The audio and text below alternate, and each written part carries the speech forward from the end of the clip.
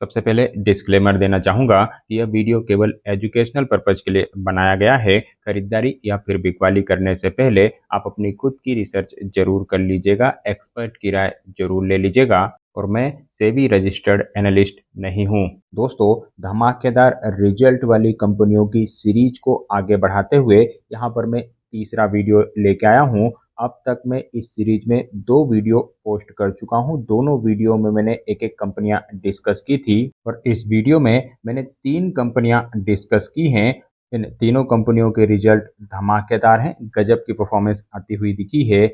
लेकिन क्या इन कंपनियों के ऊपर ध्यान देना चाहिए? क्या इन कंपनियों के ऊपर एनालिसिस की जा सकती है? ये एक क्वेश्चन है और इस क्वेश्चन का जवाब आपको वीडियो में मिलेगा। तो चलिए शुरुआत कर लेते हैं और इन 3 कंपनियों की लिस्ट की पहली कंपनी है अनुपम रसायन इंडिया लिमिटेड। केमिकल स्पेस की शानदार और फंडामेंटली स्ट्रॉन्ग कंपनी है। कंपनी के रिजल्ट देखोगे तो result Y on Y basis पे धमाकेदार नजर आएंगे।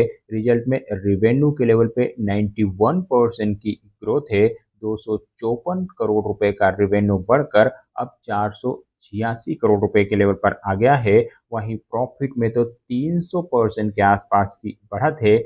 12 करोड़ का प्रॉफिट बढ़कर अब 48 करोड़ के लेवल पर आ गया है। साथ ही ईबिटा यानी कामकाजी मुनाफे के लेवल पे भी दोगुने से ज्यादा की बढ़त देखने को मिल रही है। 60 करोड़ के ईबिटा बढ़कर अब 129 करोड़ रुपए के लेवल पर आ गए हैं। साथ ही मार्जिन में भी इम्प्रूवमेंट देखने को मिला है। हालांकि क्वार्टर ऑन क्वार्टर बेसिस पे रिजल्ट कमजोर हैं, लेकिन बाय ऑन बाय बेसिस पे दमदार परफॉर्मेंस है और generally Y on Y basis के रिजल्ट को ही प्रेफरेंस दिया जाता है और इस हिसाब से रिजल्ट काफी बेहतरीन कहे जाएंगे। लेकिन कंपनी के ऊपर एनालिसिस करने से पहले कुछ पॉइंट के ऊपर ध्यान देना जरूरी है। जैसे लो लेवल 601 का है, हाई लेवल 1197 का है।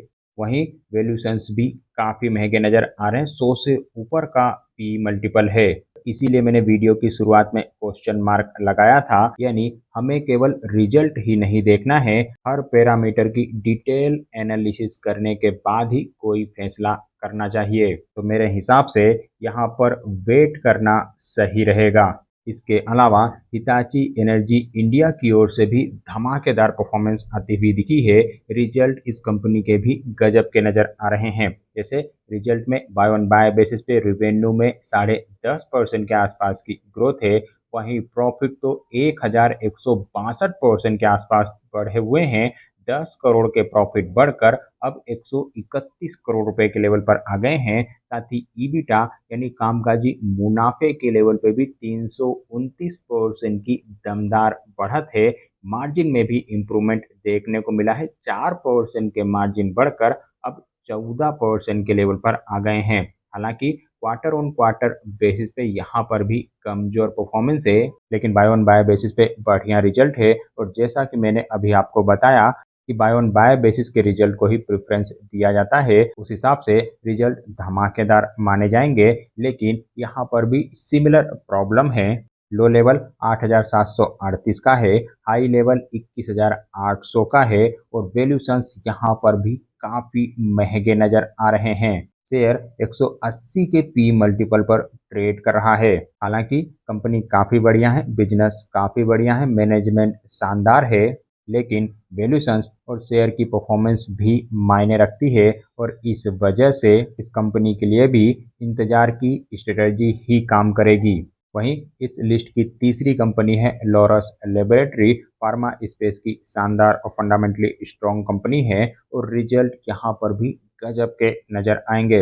रिजल्ट में रिवेन्यू के लेवल पे बाय ऑन बाय बेसिस पे 31% की ग्रोथ है। वहीं प्रॉफिट तो 1219% के आसपास बढ़े हुए हैं। 12 करोड़ के प्रॉफिट बढ़कर अब 161 करोड़ रुपए के लेवल पर आ गए हैं। साथ ही ईबिटा यानी कामकाजी मुनाफे के लेवल पे भी 126% की ग्रोथ नजर आ रही है और मार्जिन भी दोगुने हो गए हैं। हालांकि क्वार्टर ऑन क्वार्टर बेसिस पे यहाँ पर भी कमजोर परफॉर्मेंस है, लेकिन इस कंपनी के लिए भी सिमिलर कंडीशन है। यानी लो लेवल 423 का है, हाई लेवल 923 का है और वैल्यूशंस महंगे हैं। काफ़ी महंगे हैं और इस वजह से इस कंपनी के लिए भी सिमिलर स्ट्रेटजी रख के चल सकते हैं, यानी वेट की स्ट्रेटजी यहाँ पर भी अप्लाई की जा सकती है। तो दोस्तों, इन 3 कंपनियों की रिजल्ट एनालिसिस के द्वारा मैं आपको यह बताना चाह रहा हूँ कि हमें केवल बढ़िया रिजल्ट के ऊपर ही फोकस नहीं करना चाहिए, हर